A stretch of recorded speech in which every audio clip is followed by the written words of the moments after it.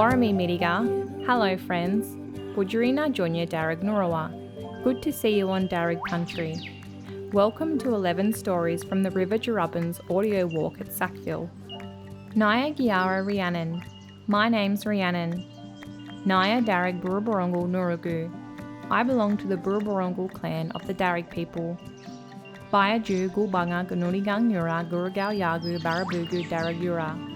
I pay respects to my elders, past, present and emerging. Naya Warami Inyini Dharug Nurugu. I welcome you to Dharug country. Yana Wiju Manuiwa Muru Warangad. Walk with me in the footsteps of our ancestors. Naraji Dabuwamili Dyarubbingu. Listen to the story of our Dyarubbin. This river is our ancestor, a living, breathing being, sung into existence from creation. The river holds our dreaming, creation stories and song lines, a sacred highway connecting us across countries and nations. Dyarubbin tells a shared creation story of Gurungaj, Maribara, the great eel. Remember Miriga, tread softly on this dreaming. We are strong here. We remain strong here. We will always be strong here. Aboriginal and Torres Strait Islander listeners are advised that this audio walk contains stories of historical violence and Aboriginal people now resting in the dreaming. Listen and enjoy the stories, but please do not reproduce them in any way. Thank you.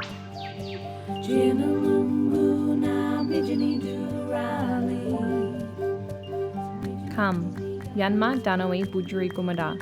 Let's walk in good spirit as we head to the fenced lookout over the river and listen to the stories of this place. Here we look out over a sweeping hairpin bend in the river. To our left, downstream, the stretch of the river known as Kent Reach begins to curve away towards Lower Portland. Upstream to our right, the river does a U-turn as it heads into the long strait known as Sackville Reach, which you can just see beyond the caravan ski park and farmland opposite us here. This area is the heart of a sacred zone, very special to our people. Just beyond the sharp bend to our right is Durumbuluwa, the place the rainbow passes through. And just to our right on the hairpin turn, about 500 metres upstream in the rock walls on this side of the river, are what look like a series of small caves or openings in the rock face. This is Wuwami, the eyes of Wuwa. From the river, it looks as though the deep-set eyes are watching down each of these river reaches. Dharug educators and artists, Jasmine Seymour and Erin Wilkins. Sackville is, of course, a European name, but we know that there are many different names along this river, this section in particular, that are Dharug names and places of really special spiritual significance to us. And so this whole river becomes much bigger than just being a place where, in contemporary times, it's used for water skiing and to dump pesticides into from farms. Residue from the RAF base flows in here. The treatment centres, the sewerage, the river is not really cared for like it should be. And yet, from our point of view and from the view that it is a great being, a sacred highway, so much is lost when you only see it like that. And so here, Wuwami, his eyes, there are 3 eyes, so you can almost say they are looking like down that way, and right at you. It translates to the eyes of the river eel, the river monster, or the great eel. And it's sort of like the guardianship over that section of the river. The eyes that are looking up the river towards Durumbuluwa, which means the zone or the place of the rainbow. And we know those sites are connected to the really large eel engravings we have out here that are 30 foot or larger. It's quite significant where you sit, and there's lots of deep waterholes, lots of deep resting places along here. A lot of the time we see whirlpools, but recently, as we're talking, that whirlpool actually starts to spin to show the presence. He's listening and he's watching. Yeah.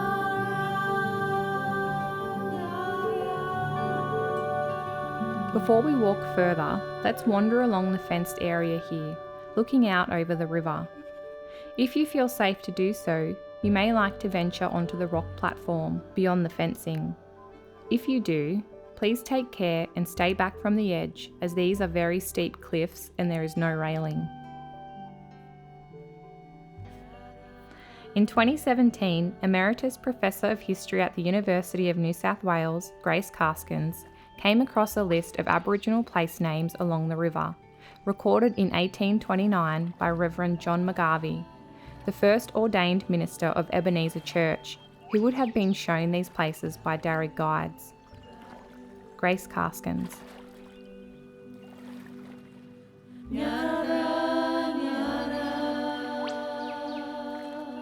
This whole part of the river appears to have highly spiritual and sacred meaning.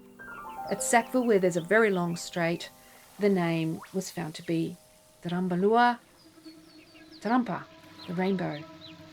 But when we just looked at the last part of that word, Yua, that seems to indicate movement. It's not just a rainbow place, it's a place where the rainbow is moving through continuously, past, present and future.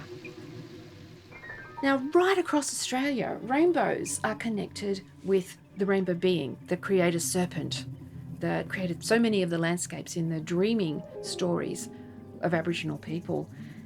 This name suggests that this part of the river, this long reach, slamming into the cliff here, Wuwami, is referring to the work of Gurungati, a rainbow being. Further down the river, there's another name that suggests sacred meaning too, Gari Mulu Mulu. In Dharug language, that refers to clusters of falling stars.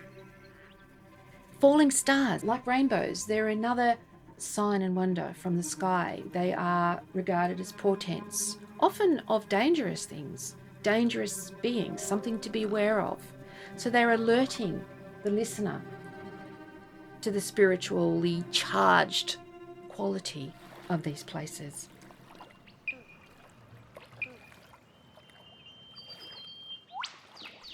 Gara Mulu Mulu, Place of Falling Stars, is just downstream at the confluence of Dyarubbin and Roberts Creek, which flows through East Kurrajong. Creek and river junctions were often meeting and camping places for our people, corridors that connected different clanal areas. Gara Mulu Mulu was an important camping and resource place where our people continued to live into the 20th century. But back here, just across the river from Wuwami, is Nuna, meaning elbow. To our people, the river is a living being, and Nuna is one of many place names along the river that refer to parts of the body. It's exactly what this place looks like, an elbow, Nuna on this sharp bend. I was one of the Dharug custodians with Jasmine Seymour, Leanne Watson and Erin Wilkins, who worked with Grace Karskens to interpret McGarvey's list of Aboriginal place names. There's 3 layers of language on this river. Geography for most people is land and animals, but Aboriginal geography is very, very different because you have these words that tell you about those physical things like grass and animals and tiger quolls and cormorants and wood ducks and wattle and eels. And then you have the language that tells you about the spiritual things like Wuwami, the place of many eyes, and Durumbuluwa, the path of the rainbow. These really significant words that speak to the spirituality of the place. And then you also have the words that describe the river as being a living body. And so you have words that mean arm and leg and mouth and throat and eye. And so this river becomes this huge living entity that has created country. So the river's a person, the trees are people, and the animals are also equal to us. Just being in its presence, you can see and feel it. But if you just sit and listen, and you just sit and be present, that speaks volumes, really. Being in its presence and listening to it It does speak. It does have lots to say. It has woken. Many times we've been out here and we have been greeted by some sort of acknowledgement that we're here or of the site that we are at, and you can't help but feel the weight of that significance and spirituality and connection to country. The Dyarubbin flows and connects so many different clanal areas or different nations. It's a way that we all travel to connect. It gives us life. Without it, we wouldn't have survived. Because you have to have these big water bodies, and we always went back to permanent water. We had to have our big river sources. Also across the river here, on the Noona elbow, is Wuwami, place of fringed heath myrtle grass. Beyond the caravan ski park and farmland opposite us, on the far bank of Sackville Reach, you can just see the Sackville ferry crossing the river through the trees. The Sackville ferry has been transporting goods, people and vehicles across the river since the 1870s. Just to the left of where the ferry docks on this side of the river was Churchill's Wharf, named after the settler who lived there when it was built in the 1800s. Churchill's Wharf was once a central port of call for the many boats that plied the river with goods. Churchill's farm was recorded on McGarvey's list as the location of Billera, Sheoak Place, which is also near where the ferry docks. Casuarinas or river oaks can still be found along Dyarubbin today. Let's start walking now beyond the old concrete picnic shelter and up the old road. We're going to walk along this road, then follow a narrower walking trail, winding our way along to a boulder outcrop. Then we'll return the same way. Feel free to take your time. The caravan ski park on the opposite bank is called Wuwami. It was the name that ex-convict Cyrus Doyle gave to his farm here in the early 1800s. It is most likely a local Aboriginal name which might be Durumbuluwa.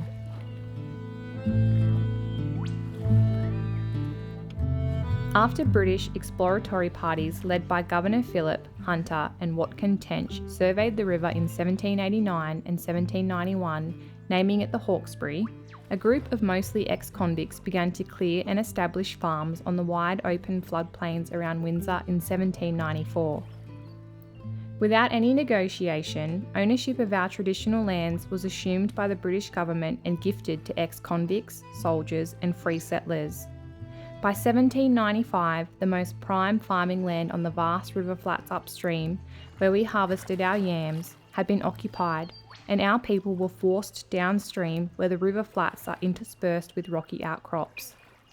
Sackville was one of the places where our people made a stand for access to the river and to protect our significant sites.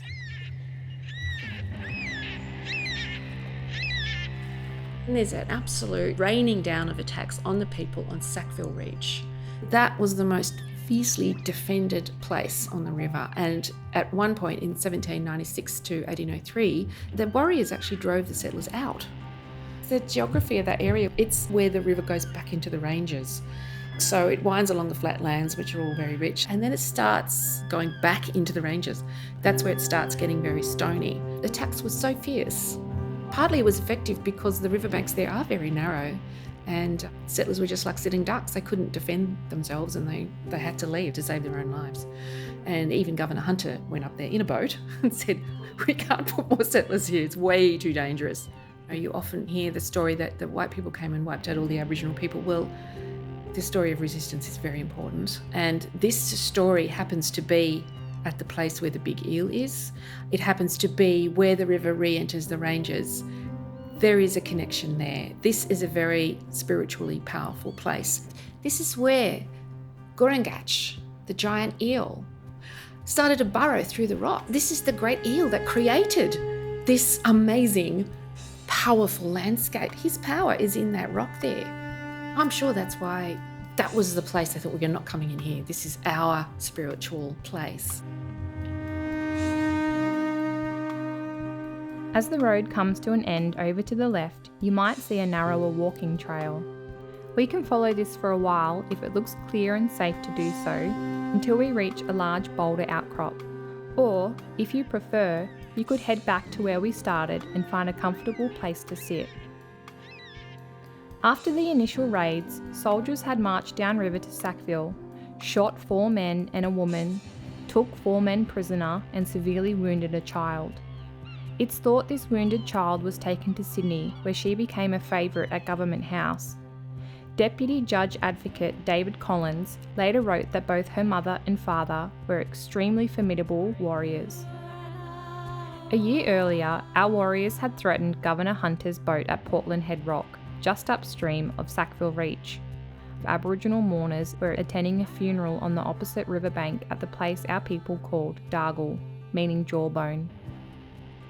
In the second round of attacks in the Frontier Wars, some of the longest Frontier Wars in Australia, there was a family called the Lambs. They had 2 or 3 children themselves who were little, but they had adopted an Aboriginal girl. We say adopt, but in fact, settlers often stole Aboriginal children. They were like pets. They used to say they liked to train them up because you could get free labour out of a kid. One day, Mrs. Lamb is out in the yard and she turns around and her house is on fire. She screams and everyone comes running and she snatches her babies from the house and runs. And with her is the Aboriginal girl, who's a teenager. And they run to the next house and take shelter with them because everything is destroyed. Their whole house, all their stored wheat and corn, all their possessions and the barn, all gone. So they take shelter with a neighbour, and lo and behold, a few days later, that house burns down too, down to the ground. So they have to move again to the next neighbour. They catch the young Aboriginal girl in the act of trying to set it alight.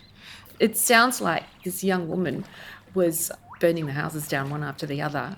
There was a report that she'd been seen talking to a young Aboriginal man and she'd left the house quite a bit. So I would reconstruct from that. She's getting ready to leave. She's grown up with these white people, but she wants to join her own family. It's war time, and someone has talked her into doing this as an act of resistance. Most young Aboriginal people who had grown up with white people went back to their own people. I've studied a lot of those lives, and I can see that they must have had some kind of education. They always left at puberty because they must have been told, you have to be initiated, otherwise you're not a proper person. Right? So that's why they leave. And also, as one of them said, nobody in white society is going to marry me. Why do you expect me to hang around? Of course, when they left to go back to their own people, the standard settler response is, oh, see, they're savage, you can't train them. But there's no place for Aboriginal people in white society at the time. They couldn't get married, they'd never rise above anything, they certainly weren't treated as equals. I've really thought a lot about what it would have been like for those kids and why on earth white people did this, but they kept doing it. They kept doing it right over the 19th century, informally. And then, of course, it gets enshrined in legislation with the powers of the board. Yeah, stolen generation. The Lamb family were one of the settler families on Sackville Reach that was repeatedly attacked in this second wave of violence around 1804 and 1805. Just downstream, settler John Brown decided to reserve a portion of his land for our people, hoping to prevent such attacks. Warriors also took fire to the home of ex-convict settler Matthew Everingham on Sackville Reach. He and his wife and servant were speared, not fatally, most probably as a warning. The Everingham's youngest son John had a child with Sackville Aboriginal woman Mildred Saunders. Mildred's father, Lampert Saunders, was the convict assigned to Cyrus Doyle, whose grant was opposite us here at Yulunborn.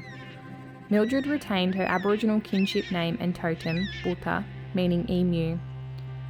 John and Mildred's child, Ephraim, would go on to father an Aboriginal branch of the Everingham family who retained strong ties to the area.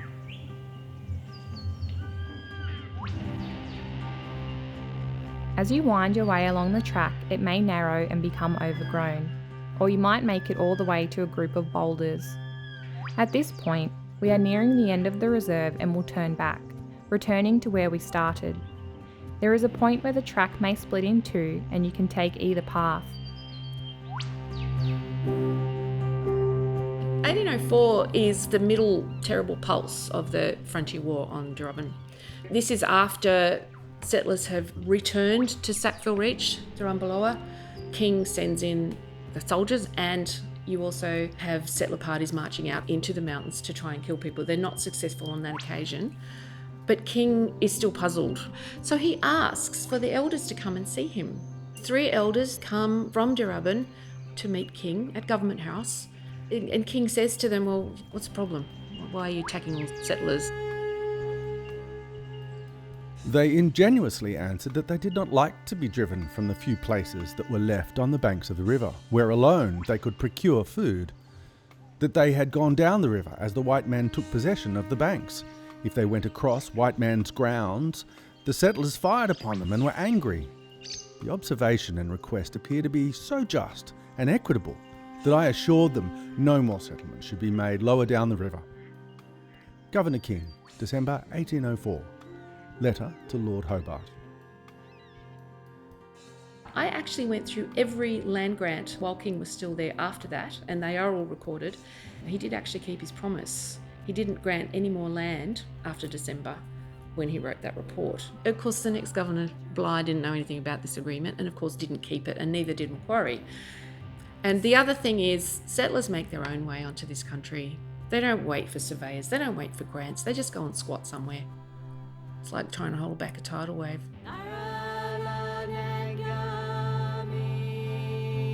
Our people's resistance and the violence of frontier war continued into the 1820s and beyond, but Dharug people found ways to adapt and survive. Just upstream at the end of Sackville Reach, Dr. Fiaschi's Tizzana Winery was a safe haven where many of our people found work. Downstream at Durumbuluwa, the mouth of Roberts Creek, Lilburndale, the Hall family farm, was another place our people worked and a likely distribution point for rations and supplies. A stronghold of Aboriginal people remained around Sackville.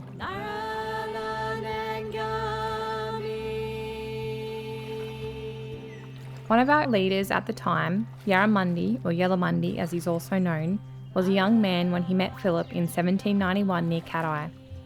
Yarramundi was revered as a Karaji, clever man. The place Yarramundi, where the Gross and Hawkesbury Rivers meet, is named after him. Like so many of our people, Yarramundi is only mentioned a couple of times in historic accounts, and one of those was here at Sackville in 1818. They call him the old chief by then, maybe because he was so revered. So he's at Sackville, we're not quite sure where. That was well known as an Aboriginal place where they camped, where they lived. And Reverend Laurie goes out there to try and convert them because his boss has told him that's what they're supposed to do, bring the heathen into Christianity. And he does, and he goes out there in his black vestments, and the women at Sackville catch sight of him and they grab their kids and they take off into the bush. And he discovers that when they see a man in black, they think they're going to come and take their children for the institution. So he persuades them to come back and listen to him because he wants to talk to them, to tell them about Christianity and the Bible. And he also says they're getting ready for a fight. The men are getting their weapons ready for a fight. So he uses that as a springboard and says, well, I can see that you're ready for a fight and some of you may be killed, but you will rise again. And they just look at him and go, no, never no more, never rise no more. I'm sorry, that doesn't happen to us. And then he said something like, but you will hear the voice of God in the thunder. And that would have got their attention because at the time, some of the ancestral beings, their voice was in thunder. And they would have thought, well, hang on a minute, that's interesting. But then he pulled his Bible out and they all went, nah. They all walked away, except for Yarramundi, who wanted to talk to him. The ministers just didn't get that Aboriginal people already had very complex spiritual beliefs, and they were compelled by their laws to follow those beliefs and follow the laws. So you can't just come to someone else and say, I'm sorry, but you have to believe this now. But people like Yarramundi, who was a Karaji, would have been really interested in some of the ideas from Christianity, like sacrifice, atonement, rebirth. That would have been really, really interesting to them. I do believe some of those things later got woven into Aboriginal ritual and beliefs, which is fascinating. In 1881, a New South Wales Protector of Aborigines was appointed. He recommended that reserves be established throughout the state and Aboriginal people should be encouraged to move on to them, to protect them from the effects of white society. Kent Reach Reserve, this place on which we are walking today, was one of 2 Aboriginal reserves declared in 1889 by the Minister of Lands for the Aborigines of the district. Kent Reach Reserve was the smaller of the 2 at 30 acres, while the larger 150-acre reserve was about 2 kilometres downstream on Cumberland Reach. It was known as Sackville Reach Reserve because most of the reserve's inhabitants had been living on Sackville Reach. For several decades, it was the largest designated reserve in the Sydney area, outside of La Perouse. Both this reserve and the larger one at Cumberland Reach were steep rocky outcrops with very little arable land, and river access would have been difficult here. The prime farming land had been taken, and these rocky outcrops were all that was left for our people, who, 100 years earlier and for 60,000 years before that, had roamed our country freely. The Aborigines Protection Board, and later the Aborigines Welfare Board, would manage the reserves and control the lives of Aboriginal people in New South Wales, dictating where Aboriginal people could live and work, their freedom of movement, personal finances, right to marry, and child rearing practices until the 1960s.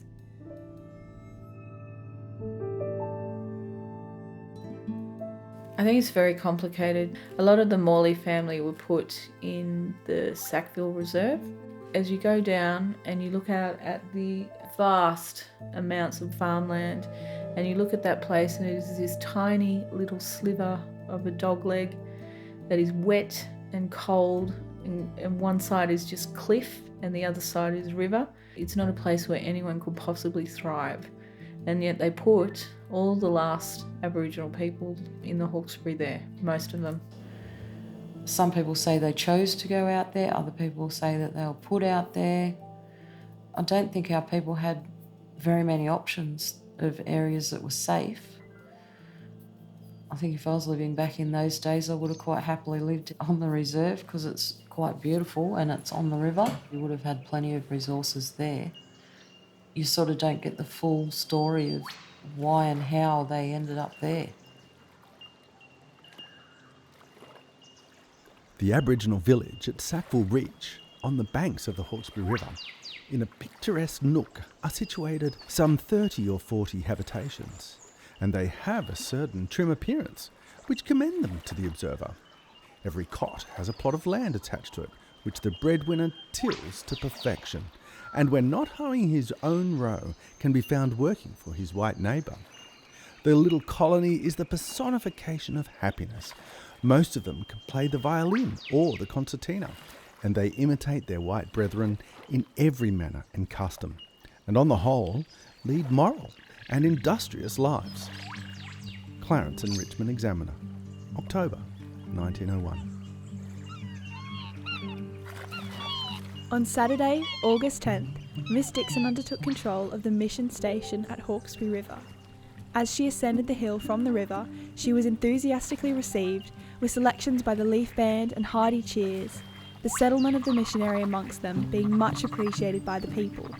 On entering the little church, the sight which met us is beyond description. Ferns and evergreens were profuse, the walls and roof being decorated with much taste, whilst over the little pulpit was a nicely designed welcome. Windsor and Richmond Gazette, November 1901.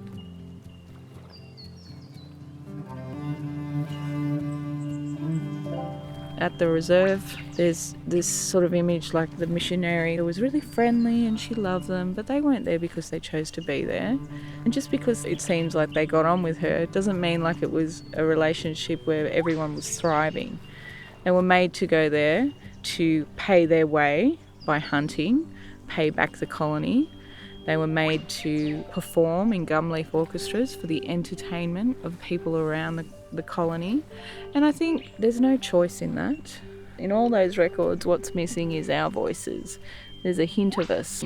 And yet the Aboriginal people are always there, hidden in the shadows, because they don't want them to be there. They don't actually see them. The reserves were meant to be places that our people would die out, but we are still here. The Sackville Reach Reserve was revoked after the last resident, Andrew Barber, returned to the Dreaming in 1943.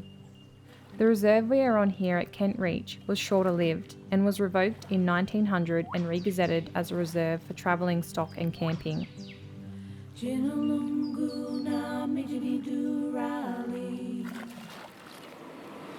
My name is Tamara Maisema Nee Wilkins.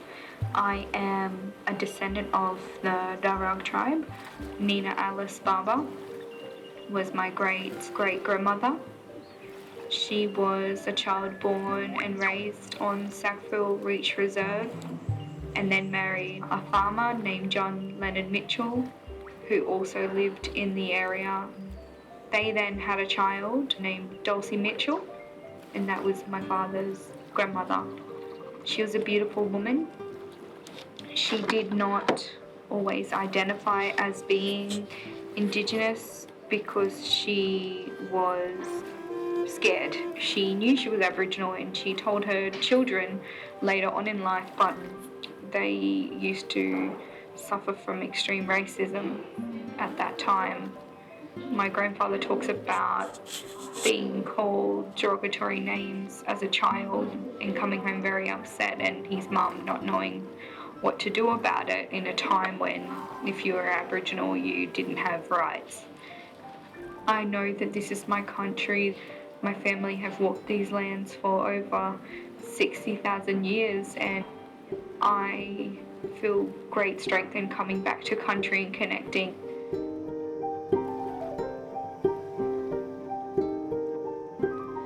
In 1897, pioneering anthropologist R.H. Matthews visited the reserve to talk with residents and record language. He asked our people there for their name, and they answered Badigal, water people. Matthews also made a detailed record of the Burbung, a male initiation ceremony of the area, described to him by Joe Gubra and Charlie Clark, two fully initiated Darkinjung men from the neighbouring nation to the north, who had married into the Sackville Aboriginal community. Back near where the Sackville ferry runs today, R.H. Matthews located a rock shelter. He wrote that the roof was much blackened and begrimed with the soot of campfires, and judging from this and the accumulation of ashes on the floor, this shelter has probably been the haunt of Aborigines for several generations. The paintings in the cave consist of 40 two-hand stencils and one boomerang, thought to be of considerable age. The cave was on Addie's Creek, now known as Currency Creek, on the Tuckerman farm. At that time, Alma Tuckerman employed Aboriginal people from the reserve, such as Tommy Cox. By now you've probably reached the boulder outcrop, or come to the end of the narrow walking trail. In your own time, head back the way we came, along the narrow path and then the old road back to the fenced lookout where we started. I'm Phil Tuckerman. I'm a sixth generation Tuckerman. My grandfather, Alma Tuckerman, owned the property along Sackville Reach and grew oranges and mandarins. Captain Stephen Tuckerman arrived in Sydney in 1801. He had an affair with Elizabeth Crouch and had a baby, and he went back home and was lost at sea. The young Stephen Tuckerman was reared by Edward Churchill. Churchill owned land on the hill and built a house on the left-hand side before you go across Sackville Ferry. And he's the one that built the wharf down the bottom of the hill, Churchill's wharf, back in about 1820s or 1830s. They sailed boats from there to Pittwater, I think it was, with fruit, vegetables. They were transported by river. Stephen Tuckerman grew up on that land and he inherited the land. The homestead and the property goes from Addie Creek right through to the bend of the river to the old St Thomas's Church. Stephen was a very prominent citizen to the Hawkesbury. He received a grant of 60 acres from Governor Macquarie, and at the time of his death he owned 850 acres, which he obtained from grants, bequests and bought. The Tuckermans employed Aboriginals on the farm back in the old days. Yeah. The old church that was washed away was called St Thomas's Church. I'm led to believe Stephen Tuckerman owned the land the church was originally built on. The church was on the riverbank. In the 1867 flood, the church was washed away and the cemetery is still there. And Stephen Tuckerman then gave the land and the new church was built on top of the hill. He's beneficiaries of the land where his sons Adolphus and Edward Sherman, who was called Prosper. Prosper was well known by the natives. And in his early days, he mapped the river when he was about 18. He borrowed his father's rowboat to commence the task from North Richmond to Pitbugar, and made notes as he went along, writing them up daily and drawing rough sketches for each night he had encountered. It took him nearly 12 months to complete. Recollections of Prosper and Charles Tuckerman were published in the Windsor and Richmond Gazette of October 1890. The grant of land at Sackville Reach was made by Governor Macquarie and was cleared in the days when the blackfellow was still an element in Australian life which had to be taken into account.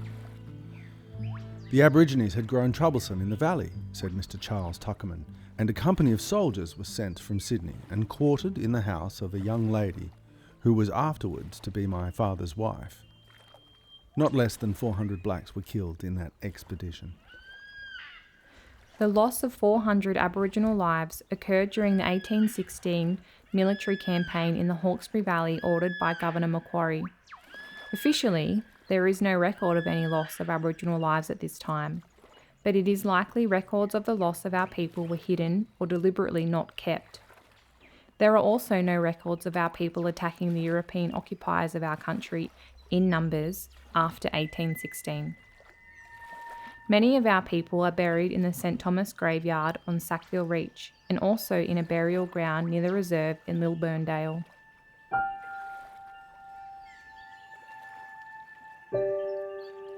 The river had amazing beaches. You imagine from Addis Creek to there, all orange and mandarin trees, and on the river bank was a beach. The beach is still there where the ski gardens, they've got ramps and put boats in it. Michael Kemp is descended from ex-convict Peter Kemp, who arrived on the river in the 1830s. The Kemps were champions of the regattas held here on Sackville Reach. The big reach that goes along from the ferry past where Churchill's Wharf was, that's the big strait where the regattas were held. So it was called Tuckermans Bank because Tuckerman was the local magistrate in the 1830s, and he saved my 3 times great-grandfather Peter Kemp from the chain gang and took him to work at his farm there. In 1886 they had the first regatta there. My great-great-grandfather and his brother had been long-time champions of the Hawkesbury. They had regattas at Windsor from the 1840s. That reach at Sackville Reach, had thousands of people watching the regattas there. And the Kemps, they'd win for years there, and Peter Kemp become world champion. They had them annually on the Queen's birthday. Upstream on Sackville Reach at Tizzana Vineyard, the Italian-born Dr. Thomas Fiaschi also held regattas for his employees, who included Aboriginal workers from the reserve, newly arrived Italian migrants and European settlers from the Hawkesbury area. Dr. Fiaschi and his Aboriginal workers shared a great respect for each other. After the day's work is done, they squat along the riverside, singing songs in their full, rich voices. Sometimes they play with their lips on a gum leaf, a low, monotonous chant that sounds like an Aeolian harp. They are among the best workers, learning the ways of the vineyard quickly. The Evening News, Sydney 1905. Dharug educator Erin Wilkins. He was a very calming man. At the time it was the only person really that looked below skin colour. Working there wasn't just a employer-employee relationship, it was more of a friendship. It was a safe haven for a lot of the people out there. Dr. Fiaschi migrated to Australia in 1875, working as a highly respected surgeon in Windsor and Sydney.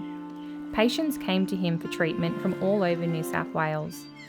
He was also a noted viticulturalist, planting a vineyard on Sackville Reach in 1882 and establishing Tizzana Winery in 1887, named after the village where he was born in Italy. All of the wines from Tizzana were sent to Sydney via the river and sold through the family wine bar in Little George Street, Sydney. The vines and cellar of Tizzana were destroyed by fire in the 1950s and 60s, and the vineyard was re-established with vines in 2001 as Jubilee Vineyard. The Kemp family lived just upstream of Sackville Reach and up the road from Tizzana at Ebenezer. Grandpa and his father planted the first trees just up the road here in the 1890s, citrus trees, yeah. And the Aborigines that lived down here that worked in the winery also worked for Grandpa. There was all little humpies all along the side of the road here. Mum remembers them moving in the 60s, they were still there. And all the engravings that are around here. Across the road here there's a full-size warrior with a spear and shield on private property. My father in the 1920s, I remember coming up to the top of the cliffs and there'd be 3 or 4 groups of Aborigines sitting in circles. And he remembers all engravings and tools and everything up there, and caves around here with hand paintings. On the sandstone ridges and flat rock platforms in the area, our people continued to engrave their changing perceptions over the 19th century. These include men with European tools and masted ships. Some of our men learned to be sailors, like Karinji, Black Captain, from Cat-Eye across the river and upstream, renowned as brave, selfless and capable. Not far upstream from here is a massive rock escarpment, which the settlers called Portland Head. We don't know its Aboriginal name, but it would have definitely had one, and a sort of monumental landscape feature like that would also have had a dreaming story. Now, opposite Portland Head Rock is a farm which was taken by an ex-convict called Thomas Chaseland. Now, Thomas Chaseland had a son with an Aboriginal woman. He was born in 1797, also named Tom, or Thomas, and he grew up to be one of the most famous and adventurous of the Aboriginal sailors and whalers who sailed out of Sydney to New Zealand and the islands, and also to the Sealing Islands. Tom Chaseland eventually stayed in New Zealand, in the south of the South Island. He was the best known sealer and whaler of the southern waters. This part of the river was also known to our people as Gali Yirunin, a zone where the water starts to turn from salty to fresh. It's just upstream around Cat-Eye that the riverbanks start to leave the floodplain and the river cuts its way back through the rock. This part of the river is often called the Sackville bathtub. The rock gorges in the area impact the way floodwaters behave. Associate Professor of Geology at the University of Sydney, Tom Hubble. The problem with the flooding in the Sackville bathtub, as it's known, we go from this sort of wide open shale floored area of the valley. Downstream and upstream we've got sandstone floors, much stronger and much more resistant to erosion, so that area is dominated by these gorges. And that shrinks down the width of the valley, which impedes the flow in the big floods. So we've got this big natural bathtub with a small plug hole downstream. And so when we do get really large flows, particularly if the Colo and the McDonald are flooding at the same time, that backs all that water up into this area, and that's why you can get these absolutely astounding floods, 30, maybe even 40 metres above low flow.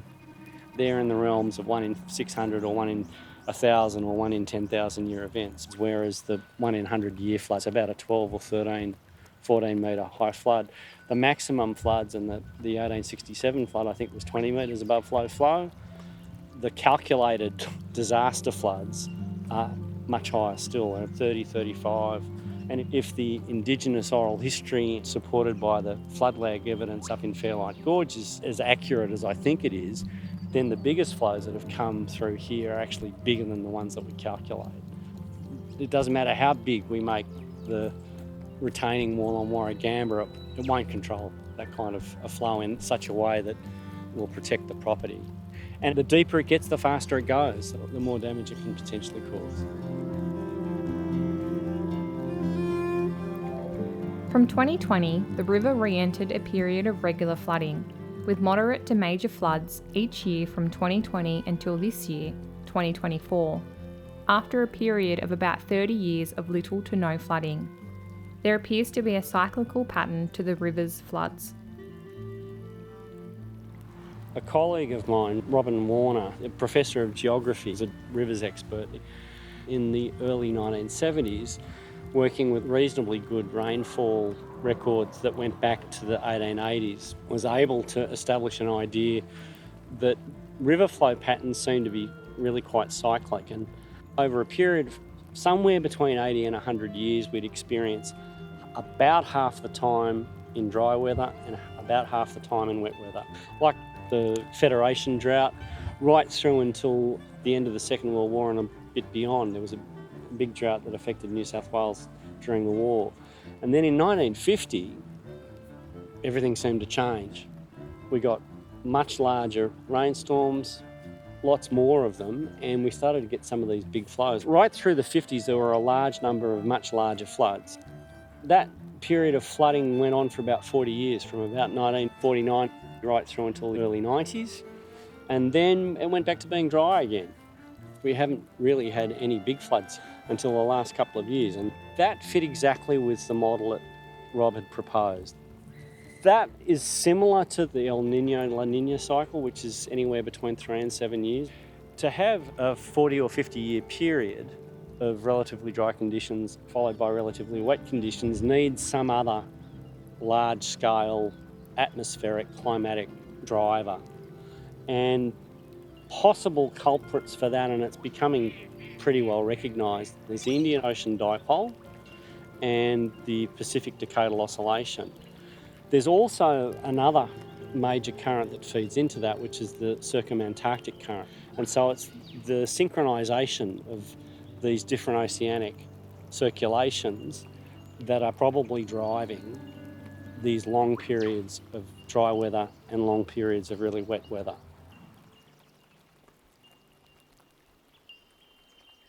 Prosper Tuckerman described the impact of flooding on Sackville Reach in the 1890s. My farm is one which is enriched by every flood which comes down, when I get about 3 or 4 inches of rich soil spread over my land. We plough it in as soon as possible. The big flood of 1867 came just when the farms higher up the river had been ploughed, and it brought me a good foot of soil, so the land becomes richer, and I grow 80 bushels to the acre. But if the farms higher up the river lose, it's a kind of robbing Peter to pay Paul. Windsor and Richmond Gazette, October 1890. Phil Tuckerman. My grandfather died in 59. Property was sold in 1961. Well, the orchards were still there then. We had the major flood in 61 and 64. The trees would have been all pulled out, because when the property was sold, they converted all that land into ski gardens. This part of the river, a sacred zone to our people, has been dominated by waterski caravan parks since the 1960s, when major flooding hit many farmers in the area. Chester Smith was interviewed in 1992 on his property Dargle, just downstream at Lower Portland, by historian Sue Rosen, author of Losing Ground, an environmental history of the Hawkesbury Nepean catchment. We came here in 1927. We did not have a big flood until 1949. That was my first experience of a pretty reasonable flood. That was a long period without a big flood. 1949, 1956 was the next pretty big one. 61, 64, 78. They're the big floods that we've had here. In 1961, we were getting so bashed with floods and farming, finances in general, and we said, well, looks like we better go with it and start skiing. We got in contact with the ski association, and they used Dargle for quite a few years as their main source of water skiing. That sort of started us off, and we more or less turned into a caravan from that date, from 61 on. Well, actually, I'd say about the first caravan park in the river. And we used to have people ringing us up from all over the area. Don't let that crowd in, don't be. Yeah. They really were upset because we were letting the public into the beautiful Hawkesbury River at Lower Portland. We're in a different position here to what they are at Windsor, Richmond, or further up the river, in that we're frightened of the Cola River. Yeah. The Cola River can bring us a flood overnight. Cola's probably got about 70 miles in distance to run, and steep gorges. The Hawkesbury You go back to Dyarubbin, I think it's about 250, 260 miles. Well, it takes a long time for that water to reach here compared to what the colour does. But its colour still has the effect of backing up.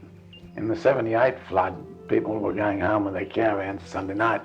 What do you think, Chester? No worries, no worries. But the colour came up that night. We're down here. In the morning, there was one utility with a caravan. I said, there must be somebody in that caravan. I knocked on the door. Now, there was a woman sleeping in that caravan with a child, and the water was a bit far off the top of the bed. They didn't even know. And I can show you pictures of 20 caravans floating. We've never lost a caravan up until that date, 78. And that was colour. Turf is half of our income today, alongside of the caravan park. Turf farming used to concern me because we were taking a very fraction of soil off the ground. Perhaps I would say a foot in 50 years or something like that. It used to concern me at one stage, but then even in my time we've had about 5 big floods, and it's put back miles more soil than we've ever, and it's spread it over the whole place. Was there any change after Warragamba Dam went in? It protected us in smaller floods to a certain extent. Bigger floods, as far as I'm concerned, it hasn't made much difference. You hear people argue about them letting the water off the dam at the wrong time, where they could let it out earlier where it wouldn't affect us so much. I don't really think there's that much difference. You're going to get the water anyway, whether the dam's there or not. The grandfather was tied up with us in 1850, actually.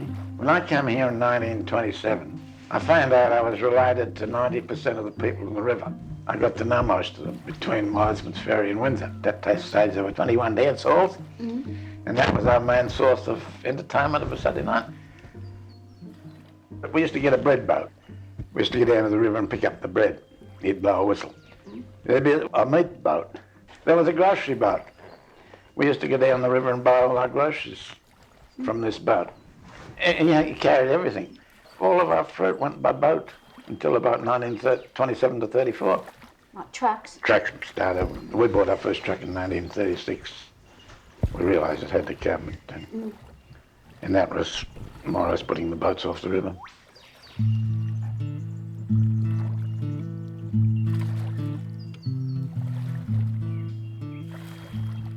The late Ron Males grew up in Upper Colo and travelled on the boat The Surprise as a boy in the early 40s. There's quite a few steamboats plied the rivers in those times. Produce would be taken down to the wharf, loaded on the boats, and then went off to Brooklyn. Well, The Surprise I travelled on. Captain of the boat's name was Barney Morley, and he had 2 sons about my age. And I got to know them, and they invited me to go on the boat. I was about 42, and I was 9 or 10, and I'd go from either Sackville or Colo Bridge, go from there down to Brooklyn and back up. But they'd take produce down, mainly be pumpkins, watermelons, corn, bags of turnips, or citrus. Quite a lot of citrus went down by the boat too.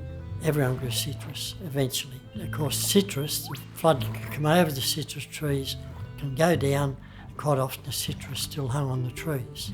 It didn't get washed away. Whereas your watermelons can all get washed away. Flood times, and that's what the people that had boats on the river just had to cope with the floods, and they knew exactly where to pull in when there was a flood, where they could stop and anchor their boat safely. And captain at the time, Barney Morley, he knew where to keep away from, the banks, because some of those banks do jut right out. There's a lot of shallow water out to a certain depth, Whereabouts at Sackville? It was just opposite what they call Mud Island. It is an area where, when it floods, it becomes a very wet area. Mud Island is on the other side of the river, just upstream of Sackville Reach, opposite Tizzana Winery, where the river does a dogleg.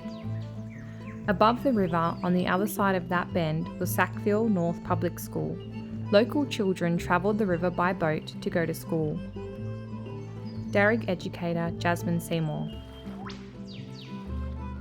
Your great-great-grandmother went to this school? Yeah, she did. Elsie Morley and her brothers and sisters, I believe. Lots of the Morley family went here. Travelling the river to school was very much part of their normal day-to-day life. And that was faster, of course, than travelling by foot or horse. They lived very close to here, and many of the Morley relatives were at the Sackville Reserve. Dharug elder Auntie Joan Cooper, who is now in the Dreaming, was born in 1928. She was the granddaughter of Ephraim Everingham.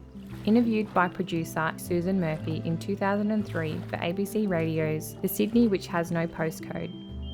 Auntie Joan remembers one particular time when she should have got in the school boat to cross the river, but felt she was being pinned to the log she was sitting on. Yes, and I couldn't move. The teacher was singing out to me and the kids in the boat, and I still couldn't speak.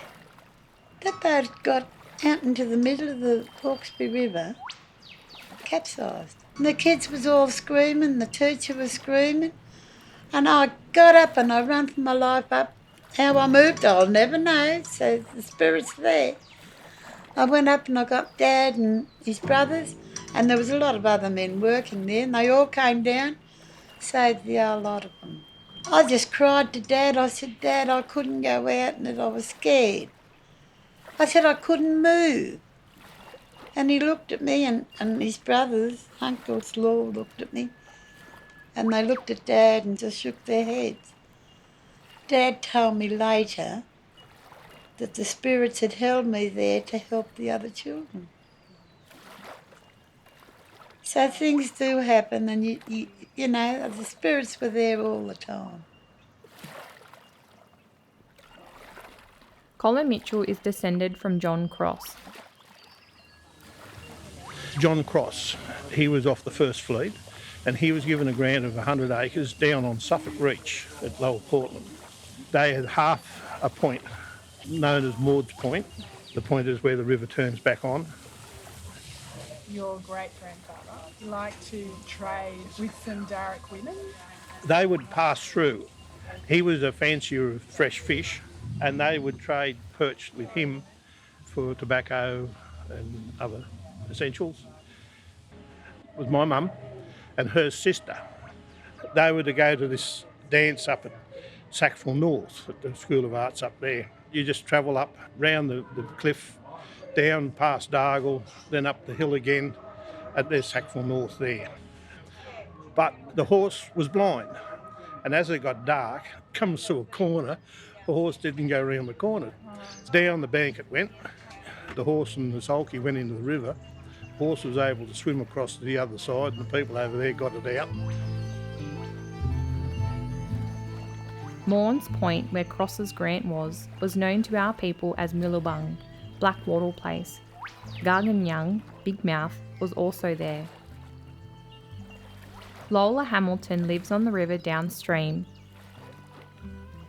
It's a property that's been in the family for 200 years. My 3 times great-grandfather, Andrew Johnston, bought it and gave it to one of his sons as a wedding gift. He came out on the Coromandel, and he had a lot to do with the building of the Ebenezer Church. When we were going to school, we had to go a mile around the river and cross the river in a boat, and we'd climb the mountain up to Sackville North School. I did my whole primary school, and then I did my secondary school by correspondence there. Over the years, Dad taught us all to row the boat, so that was our practice, rowing across to school. There was a lot of citrus trees, and then the floods in the 1950s, I think it was, left a lot of silt on the trees, which gave them disease. And then Dad just started growing crops like watermelons, rock melons, corn, cucumbers, beans.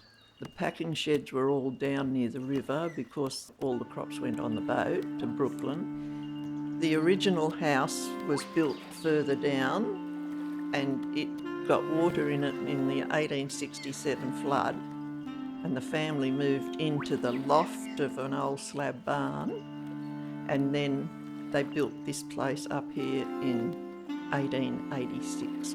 I remember as a kid, if the flood was coming up, my father would ring somebody in Colo to see how the Colo's river's going and how the McDonald's going, just to know whether they were going to back the Hawkesbury up. I remember one time the water was coming up and we were pushing the rowboat around. Water was up nearly to our waist, picking watermelons to save them. He had a couple of people, they'd been on different ski parks and it was getting too busy, and then they asked Dad about it and he let them in. They'd just skied from the riverbanks, but he didn't want the public coming. Richie Benson lives on the river downstream at Cumberland Reach. I work for the National Parks and Wildlife Service as a senior field officer for bush regeneration. I've grown up here on the river and have a strong connection to it. I do lots of environmental activities, including land care, looking after the riverbanks, doing lots of planting. They're pretty well bare, so they've had lots of erosion from grazing of cattle. So we've fenced off the riverbanks from stock, and then we've done tube stock planting with the community, so the community's in touch with nature and can really understand the process of how things went so wrong and then how we can bring it all back. There are definitely regulations. The problem with this area though is that we're so far away from council. It's the enforcing that really lacks because anything can happen and no one sees. The riverbank erosion, I've seen metres disappear just in probably the past 10 years that I've actually really watched and understood what might be happening around me, so I keep an eye out for it a lot more. From both farming and boats on the river. Wakeboard boats seem to be the worst because the waves are so huge and they seem to be getting bigger and bigger with ballast in them as well. When we get king tides, we get those around Christmas, and Christmas is when everyone wants to be on the river, so you get erosion a lot higher up and you get massive damage.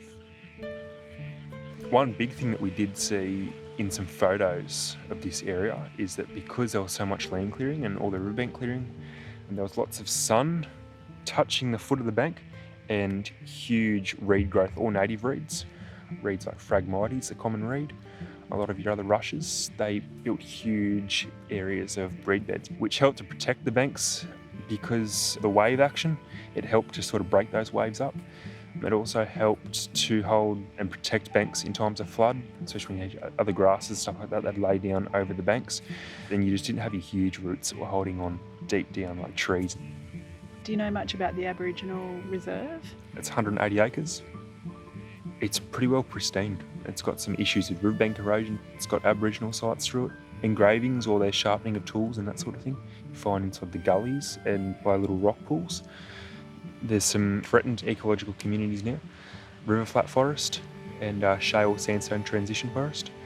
We've also got Western Sydney dry rainforest as well, which is only 4% here in Western Sydney left, so we're pretty lucky to have it. It's full of wombats, it's full of wallabies. Our property has a boundary with the Aboriginal Reserve, and I remember my father saying about Andrew Barber, an Aborigine that was the last one on the reserve. He used to come and dig out the ditches for people. It wasn't talked about a lot, but then when they put the obelisk up round there on the reserve, I wasn't there, but I remember when it was opened.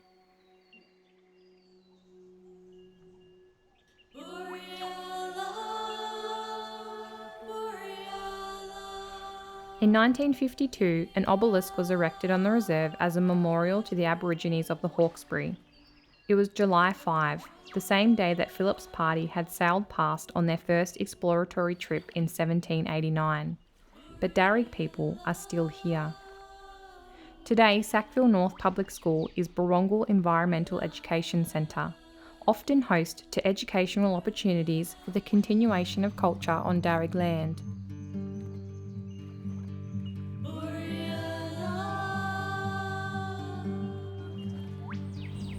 My name is Erin. I'm a Dharug saltwater freshwater woman.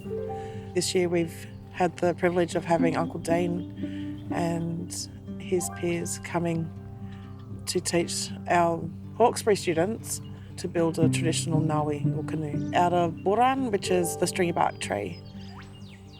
Hello, my name's Dean Kelly and I'm a Yuin man from the South Coast and a Walewan man from Western New South Wales. Canoe making has happened for a long time in this country. It's a continuation of life and culture, and to not do it would be a disrespect to what's come before us and them old people. It's important that it continues and it gets passed on and it lives forever. Dharug people being the first hit and severely impacted by colonisation. We've had over 200 years of practices not being continued. Being able to bring those practices back into country is important, and Dyarubbin and all that the Dyarubbin gives us is our lifestyle here on the Hawkesbury. The biggest part of Dyarubbin is Yunawi. And this bark is really good. You can just see the colour of it, but you can feel all the stickiness and life in it, which is the sap of the tree. Both men and women use the canoes to go out into the deeper waters instead of the shorelines. If we're going into deep water, we will head out and we will spend hours out there. We would actually have the pads for the fires in our canoes so that we can cook, keep ourselves warm while we're fishing. The men would use the muting or the fishing spear, and the women will use garadong or the fishing line, so a drop line. They're building the nawi along Dyarubbin, and then we're going to take it back down and present her to the river, is important and very, very significant for the kids to understand that the river was not only a superhighway for animals and for transport, but she has her own being. The students floated the Nawi they made on Dyarubbin at Sackville. The Nawi is now on display at Hawkesbury Regional Museum in Windsor. Didjurigura, thanks for your company. We hope you've enjoyed 11 stories from the River Dyarubbin Sackville audio walk. For more information, please see Hawkesbury Regional Museum's website. There are 10 other audio walks along Dyarubbin you can listen to. Nabawunya, see you soon. Remember Midiga, tread softly on this dreaming. This country is alive with the Gumara, spirit of our Wurrungad ancestors. We were strong here. We remain strong here. We will always be strong here.